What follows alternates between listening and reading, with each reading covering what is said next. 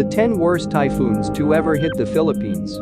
Despite the frequency of typhoons passing through the Philippine area of responsibility, the effects they have on infrastructure, agriculture, and loss of life can often be impossible to get used to.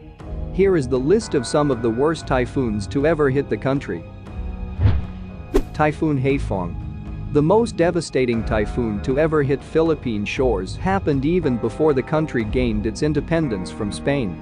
Typhoon Haiphong developed over the Pacific Ocean in late September 1881, and though its exact category and strength are unknown, the impact it had on the Philippines and Vietnam was devastating. Around 20,000 people died in the Philippines alone. Haiphong went on to hit the port town of Haiphong in Vietnam, where it decimated the town almost completely. Eventually, this typhoon ended up claiming 300,000 lives, making it the world's third deadliest tropical cyclone ever. Typhoon Haiyan or Yolanda. No discussion of Philippine typhoons can go without mentioning the deadliest typhoon in modern history.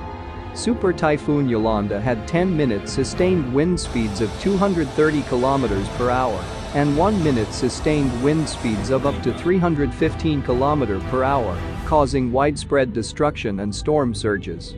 The provinces of Samar and Leyte reported the largest number of fatalities, with 5,877 alone taking place in eastern Visayas. Tropical Storm Thelma or Uring. Although not technically a typhoon, Tropical Storm Uring ranks third in the deadliest storms to ever hit the Philippines. Although its winds were far from the strongest on record, it did cause torrential rainfall in many areas of the Visayas. Much of the region received around 150 mm or 6 inches of rainfall, but Leyte in particular had as heavy as 580.5 mm or 22.85 inches. This rainfall overwhelmed the Anilao-Malbasag watershed and rivers, causing widespread and devastating flooding. Typhoon Bafa or Pablo. Typhoon Pablo stands out for being the strongest recorded tropical cyclone to ever hit the island of Mindanao, which is often known for its lack of extreme weather events. It made landfall as a super typhoon, with wind speeds of up to 280 km per hour. Pablo caused disruption of electricity in 2 provinces and triggered landslides all over the island, forcing over 170,000 people to evacuate before traveling through Palawan and eventually dissipating on December 9. Angela Typhoon. Angela Typhoon also has the particular distinction of being the oldest, deadliest typhoon to hit the Philippines in recorded history. Though not much is known about Angela Typhoon besides the number of fatalities caused by its arrival, its impact was large enough on Philippine history to keep the dubious honor of being the 5th deadliest typhoon to ever hit our shores. Tropical Depression Winnie. While also not technically a typhoon, Tropical Depression Winnie had the disastrous power of one due to its rainfall intensity. The heavy rainfall caused by this tropical depression triggered massive floods and landslides around the Quezon and Aurora provinces, resulting in huge losses of life and ranking it one of the deadliest storms to ever hit the country.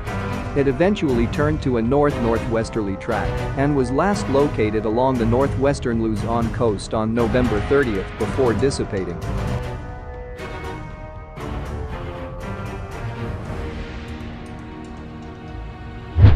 Unnamed 1897 Typhoon.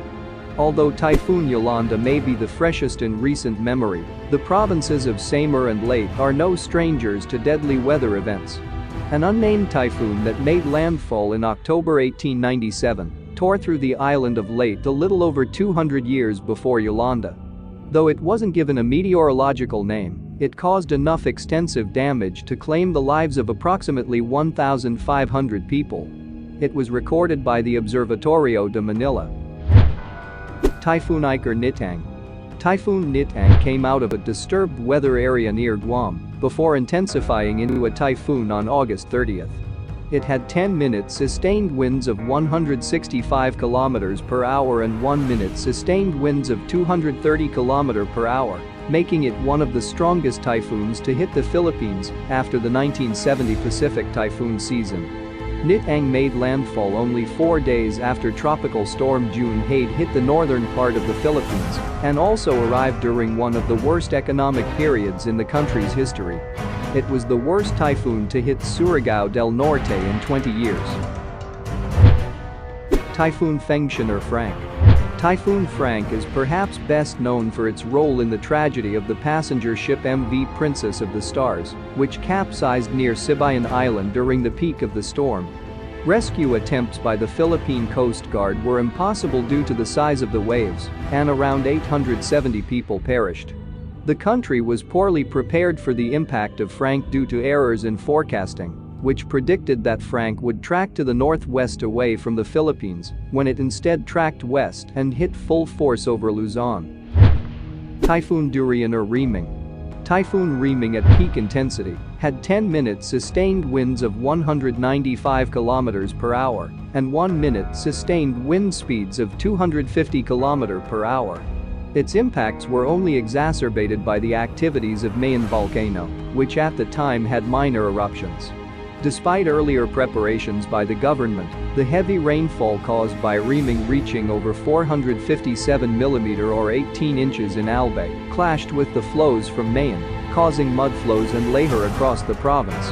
The torrential rain also caused dikes to break, inundating many parts of the region, and strong winds uprooted trees and houses.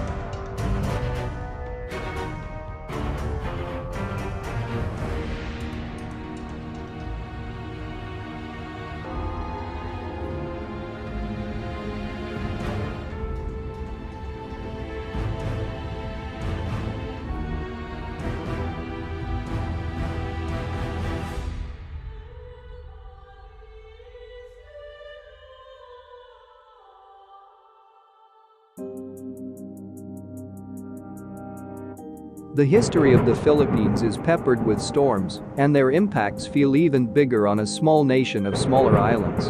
However, while any one of these typhoons could cripple a nation, Filipinos have always picked themselves back up again. Like the bamboo growing across the archipelago, they bend in the face of strong winds, but never break.